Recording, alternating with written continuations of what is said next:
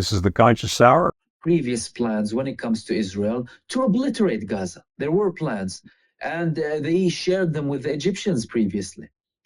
There's something to do with the depopulation, the fact that Israel is suffering from the Jewish supremacist population perspective. Between the Jordan River to the sea, the Palestinians are a majority since 2015. Israel views this as a demographic threat. They always thrived or established their basis and so-called security on having a larger Jewish population. That's why they are racist when it comes to bringing Jews inside of Israel who have no connection to the land, and refusing to allow Palestinians who were expelled from their land in 1948 and 1967 from going back, or they have proof that they were born there and they own this territory, they own this home. They're very racist. But again, that stems from their entitled approach and their beliefs. Clearly, they have a belief that the others are below them and they are entitled to everything in that land. So when it comes to, so this response at such a large scale is an indicator that Israel was badly hit. Therefore, they resorted to this mass destruction. The positives that we can see out of all of this is the fact that Israel, firstly, is being humiliated militarily on the ground in Gaza, and has been, and is almost kind of legitimizing now that Gaza is going to be back to Hamas in any sort of settlement.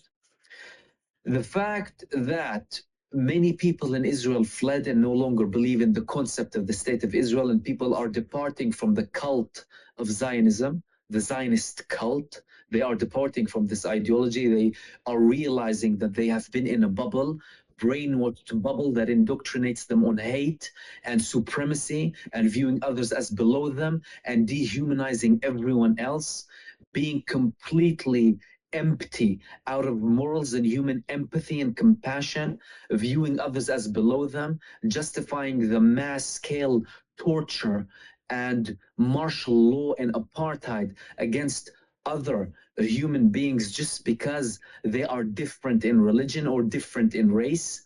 So they're departing that cult and having problems internally, Jewish problems internally, or Zionist Jews versus non-Zionist Jews.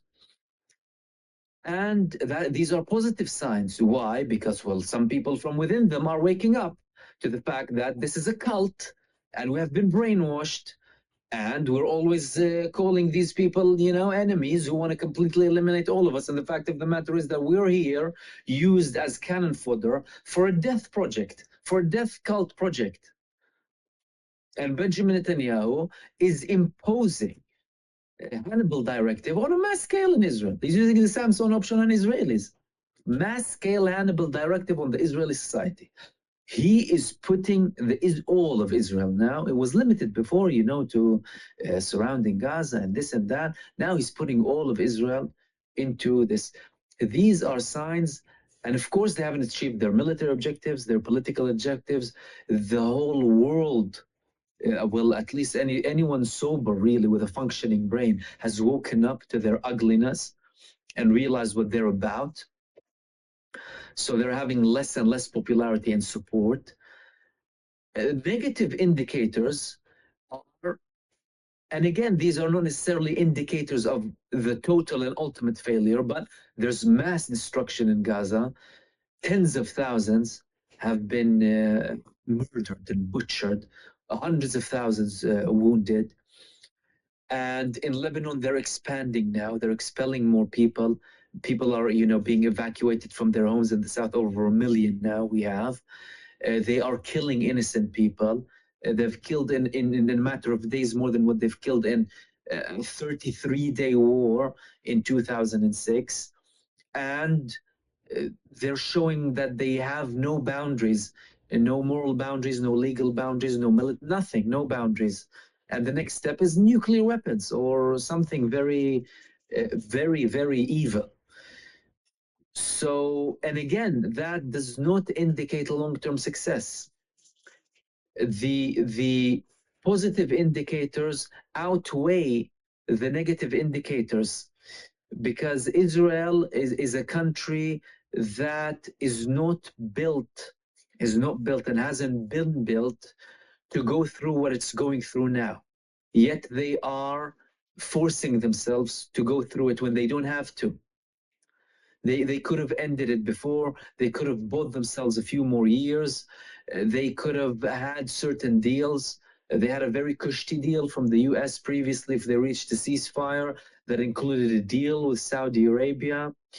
But they are only choosing the path of blood and murder.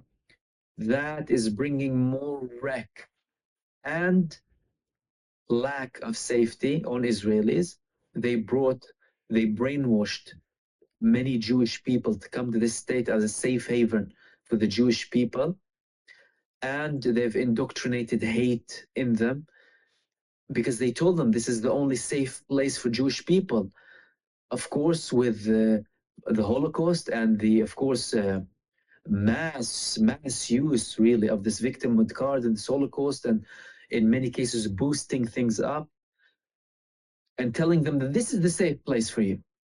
This is the safe place for Jewish people. And any Jewish person inside of Israel who thinks really would see that this is the worst place to be a Jew in. Why? Because, well, I'm saying that people want to hate me and want to exterminate me. However, I have a government that is talking on behalf of Judaism and doing everything it possibly can for people to perceive and view Jews in a certain manner. And what is there that could be worse than this to the Jewish people? Nothing could be worse than this. Why? Because it's in the name of Judaism. It's like a Muslim organization acting in the name of Islam and committing barbarism, like these rogue organizations, funnily enough, supported by Israel and the US, like ISIS and what have you, or a Christian organization acting in the name of Christianity and being all racist and whatever, and telling you, I represent Christendom and murder everyone else, and we are the chosen people. What's worse for the image of your religion than someone behaving in that manner? Nothing is worse. You would prefer that something else happens, but not someone doing that, right?